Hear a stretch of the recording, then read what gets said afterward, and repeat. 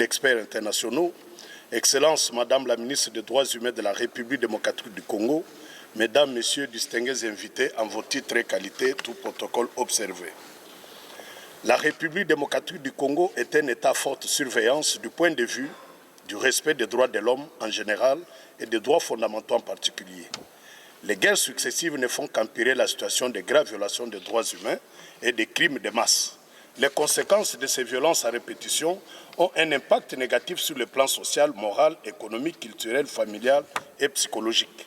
Rares sont les déclarations et recommandations précises qui font obligation au gouvernement congolais de faire application des textes et instruments internationaux, notamment sur la lutte contre la pauvreté de masse et l'habitat, afin de prévenir les frustrations qui, sur le plan national, font développer les discours de haine de l'autre et au niveau international par le pillage des ressources naturelles de la RDC en complicité avec certaines puissances étrangères. Ce faisant, nous faisons nôtre les différentes déclarations et recommandations contenues dans le rapport de l'équipe des experts internationaux, notamment sur la situation à l'est de la République démocratique du Congo et sur l'état de la justice nationale. Ces dégradations de la situation à l'est de la RDC sont les faits soit des agents de l'État et ou des groupes armés. Il est malheureusement et regrettable de constater l'indifférence de la justice face aux auteurs directs et indirects des graves violations des droits de l'homme. Cette impunité au niveau national prend de l'ampleur jusqu'à contaminer la communauté internationale. Cette dernière va jusqu'à affirmer, urbi et orbi, que certains groupes armés sont mieux équipés que les forces loyales. Ce sont des déclarations de nature à ne pas favoriser la désescalade des tensions dans les zones de conflits armés et particulièrement les rapports entre la MONUSCO et le gouvernement congolais d'une part et entre la MONUSCO et les populations congolaises. Nul ne peut ignorer la présence indispensable de la MONUSCO dans les soutiens logistiques, matériels et financiers de la société civile, des populations congolaises et le gouvernement de la RDC. S'il est vrai qu'on ne peut pas inventer la roue, nous soutenons qu'on peut réparer la roue. Les conflits armés ethniques, les tensions politiques en cours font des milliers et des milliers de victimes. Oui, les victimes, c'est pour elles que la société civile, œuvrant dans le secteur de la lutte contre l'impunité et pour la justice, est debout. Debout pour dénoncer l'impunité et enfin debout pour une justice pour tous. Notre rôle en tant que société civile n'est pas uniquement de dénoncer les injustices, les guerres et différentes violations des droits de l'homme, c'est aussi et surtout de faire des recommandations et proposer des pistes de solutions. C'est dans ce contexte que nous saluons les efforts fournis par le gouvernement de la RDC et les organismes internationaux. Ici, l'occasion pour nous de saluer Madame la représentante du secrétaire général des Nations Unies, chef de la MONUSCO, Madame Bintou Keïta, et le directeur du bureau conjoint des Nations Unies aux droits de l'homme, M. Patrice Harvard. Ils se sont impliqués pour accompagner, depuis 2020, la société civile de la RDC à sillonner toute la République, y compris des zones en proie à des conflits, pour parler de Congolais à Congolais. Nous encourageons des engagements institutionnels. Le gouvernement congolais, il faut reconnaître l'engagement du gouvernement congolais dans la genèse du groupe de travail sur la justice transitionnelle en République démocratique du Congo. En effet, lors de la 43e réunion du Conseil des ministres tenue le 7 août 2020, le président de la République démocratique du Congo, Félix-Antoine Tshisekedi, avait réaffirmé la nécessité de la mise en place des mécanismes de justice transitionnelle au niveau national en vue de faire face au lourd héritage des violences dans le pays et offrir des chances à un environnement pacifié propice à la réconciliation nationale.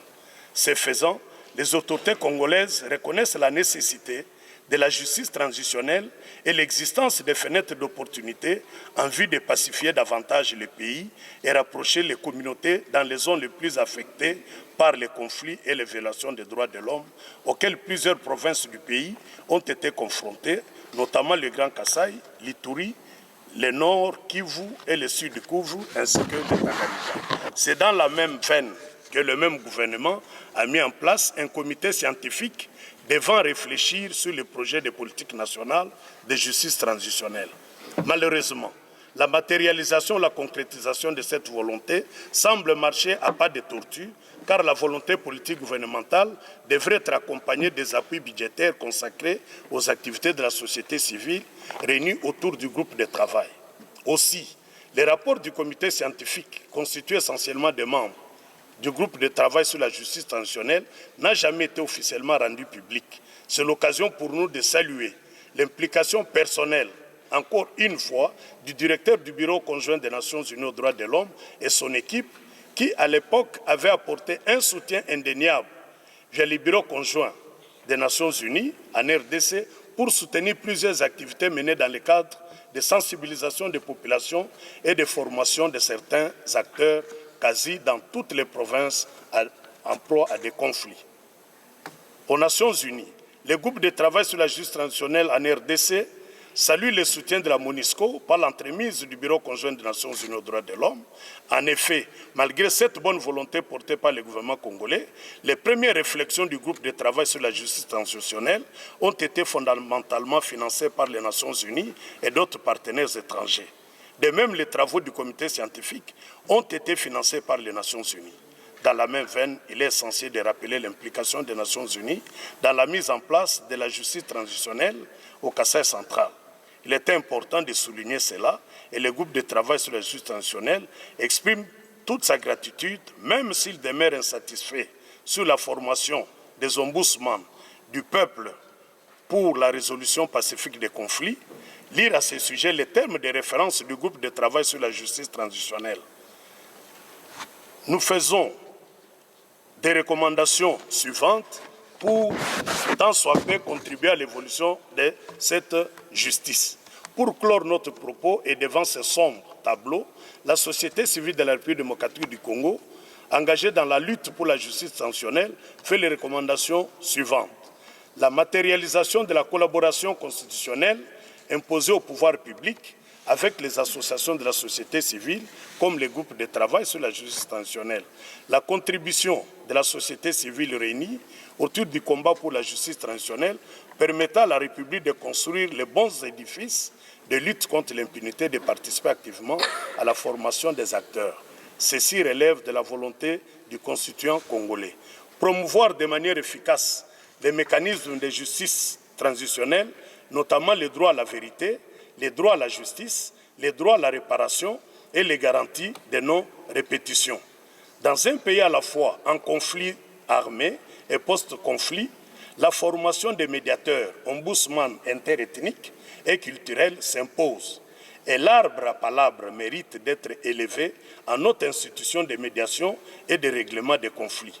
Assurer la prise en charge holistique des victimes de crimes graves.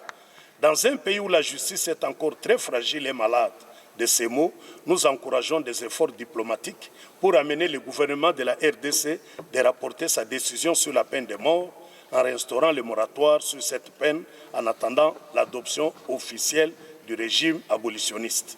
La communauté internationale et le gouvernement de la République démocratique du Congo doivent s'investir dans l'accompagnement psychologique des populations vivant dans les zones de conflit en privilégiant les enfants et les femmes. L'implication significative de la République démocratique du Congo, des membres et partenaires du groupe de travail dans l'organisation de la conférence internationale sur la justice transitionnelle envisagée en RDC depuis plusieurs mois par le commissaire européen Didier Reynders lors de sa rencontre avec les chefs de l'État congolais. Enfin, nous sollicitons le renouvellement du mandat de la MONUSCO et le renforcement des capacités d'action et d'encadrement du Bureau conjoint des Nations Unies sur l'activité de la justice transitionnelle, car le rôle du Bureau conjoint des Nations Unies aux droits de l'homme doit être renforcé. Je vous remercie.